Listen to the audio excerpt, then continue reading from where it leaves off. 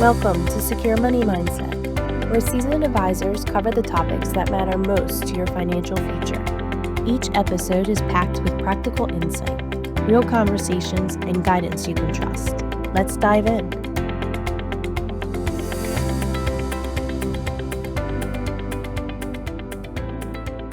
Welcome to Secure Money Mindset Podcast. My name is Josh Rothbard, and unfortunately, with summer coming to an end, today we're going to talk about back to school season and some strategies and tips that you could implement to make sure that that transition from summer to back to school goes smoothly. So back to school season is all about making sure your children are ready for the year ahead. It's checking schedules, gathering supplies, and adjusting to new routines. It's also a great time and a great reminder to check your financial plans and make sure that your plans are keeping pace with your family. So today we're going to look at a few areas worth reviewing: school year budget, education savings, estate planning, and insurance. So I know as a parent, I have two kids in college now, but when back to school season came around, it was so hectic. New activities, baseball, soccer, dance, trying to figure out transportation. All of this is going on. And at the same time, you want to make sure that your financial plans are going to be current enough to protect your family and make sure that the strategies you implement are going to help achieve your goals. So the most immediate consideration is family budget, but it helps to look beyond that first day shopping list. Supplies and clothes may be the most visible expenses, but activities like transportation, childcare, tutoring, field trips, and school events can continue throughout the year. The goal really isn't to spend less, it's to anticipate expenses and direct money toward what matters most to the family. So some tips that I'd like to share are: one, it's important to review the previous school year expenses to see what's recurring and making sure you're not overlooking any costs. You want to separate your known expenses from optimal spending and leave room for unplanned spending and requests. You want to break larger future costs into manageable monthly amounts when possible. And then you want to revisit activities, subscriptions, and convenient spending as the family routine changes. As children move into a new grade, the timeline for future education keeps on getting a little bit shorter. That makes the start of a school year a natural time to revisit what you're saving for, how much you're contributing, and whether your assumptions still reflect your child's path and your family's priorities. So it's important to review education goals. It's important to review time horizons, your current savings, and ongoing contributions. It's also a good time to take care of some administrative items. You want to confirm account owners. You want to make sure your beneficiaries are accurate and your records are organized. So consider how education savings fit alongside your retirement and other family priorities. As children get older, it's important to discuss possible schools, career paths, and families' expectations for paying for that education. And you want to also consider whether recent changes in income, family circumstances, or educational plans warrant an adjustment. For a deeper discussion, I encourage you to check out Secure Planning Group's recent two-part college planning podcast series, episodes 8 and 9 on the SPG website, YouTube, and Spotify. So it's important to review the estate plan from a parent's perspective. Estate planning isn't only making sure where your assets go where they're intended to go, but it's important to have a plan for your minor children and how money intended for them is going to be managed. Children grow, relationships and financial circumstances change. These documents should not be treated as something you complete once and forget. So it's important to confirm your will is current and it still reflects your wishes. It's important to review guardianship designations for minor children and any name backups. Consider how your assets would be managed and distributed for your children if you weren't around. It's important to review the individual's name to carry out important financial and healthcare responsibilities, and make sure those trusted individuals know where important documents are and kept and whom to contact if necessary.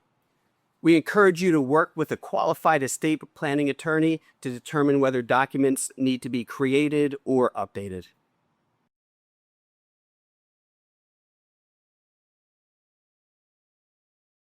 It's important to check your beneficiaries and your insurance protection.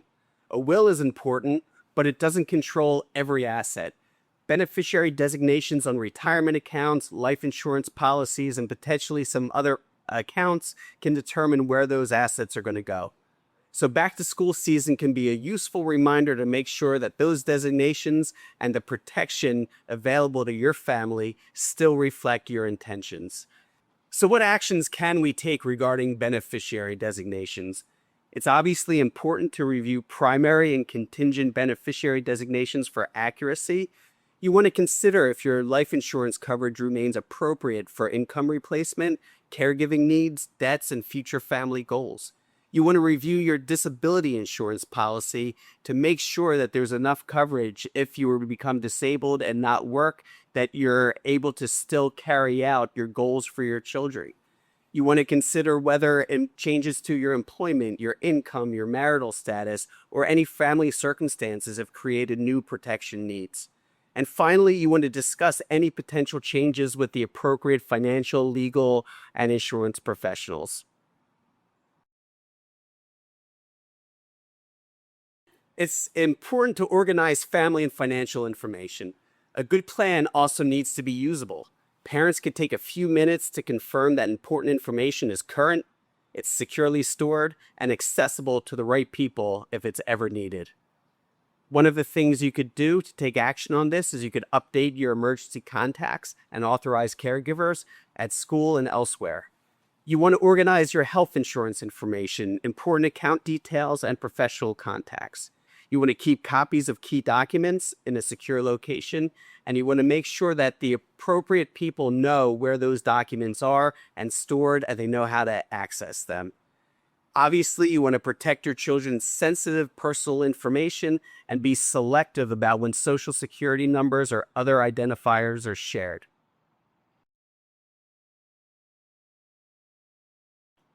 So as a parent, I know I don't want to discuss every aspect of my financial situation with my children, but with back to school around the corner, it could be a great opportunity to have some age-appropriate conversations with our kids, whether it's talking about their goals, maybe it's talking about saving for a future education need, and the responsibility that they have to undertake to make sure that those goals are achieved.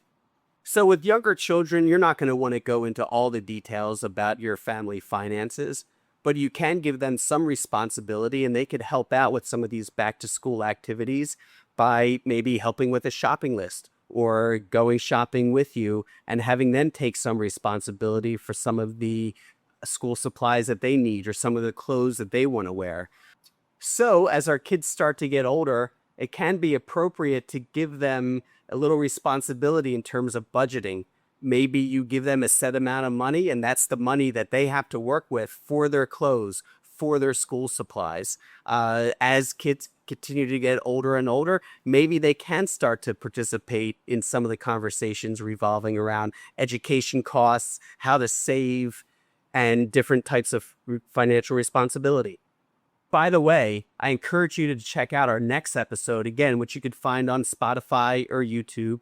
One of our advisors, Marty Minder, is going to be speaking with his own kids, and they're going to have a broader conversation about money and the lessons parents can help their children develop over time.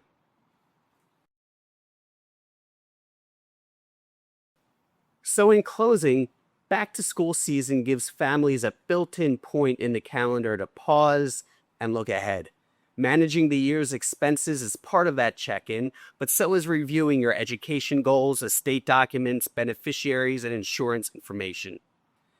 You may not need to change everything. The important thing is to make sure the plan still reflects your intentions. If something in your family has changed, consider speaking with your financial advisor and the appropriate legal, tax, and insurance professionals.